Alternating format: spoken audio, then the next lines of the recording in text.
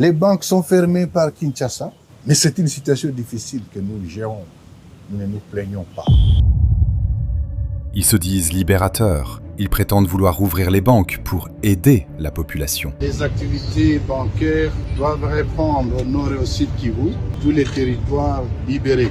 Mais ne vous y trompez pas, l'insistance de l'AFC M23, bras armé du Rwanda, sur le système bancaire n'est pas sociale. Elle est stratégique.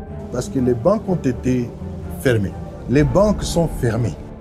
Ouvrir une banque sous contrôle de l'AFC M23, bras armé du Rwanda, c'est accepter que nos institutions souveraines obéissent à une administration parallèle. L'État ne peut se permettre d'accorder un tel privilège à une force étrangère. Ce serait valider une sécession économique. Pas de retrait total des troupes, pas de réouverture des banques. De toute façon, comme je l'ai dit, il y a beaucoup d'agitation. Ne vous y trompez pas. Goma, Bukavu font partie de la République démocratique du Congo. Et il est hors des questions, pour ceux qui sont là, de penser qu'ils peuvent poser des actes qui changent. Sans le contrôle de la Banque centrale, ces agences deviendraient des aspirateurs à devises pour financer l'agression. À l'Est, les personnes qui nous agressent via le Rwanda interposé payent leurs troupes en dollars et que le Rwanda n'importe pas de cash en dollars. Ce dollar vient d'où?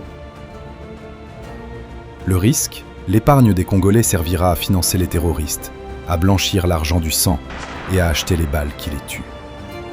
Laisser ces banques opérer sans supervision, c'est condamner la RDC à être bannie du système financier mondial. Si la RDC laisse ces banques opérer dans le chaos, elle risque la liste noire internationale du GAFI. Cela paralyserait toute l'économie du pays, de Kinshasa à Lubumbashi. Le cordon ombilical financier est à Kinshasa, et il doit rester protégé. Exiger la réouverture sans le retrait des troupes est une diversion populiste. La stabilité financière ne reviendra qu'avec le retour de l'autorité de l'État sur chaque centimètre du territoire. Restez vigilants.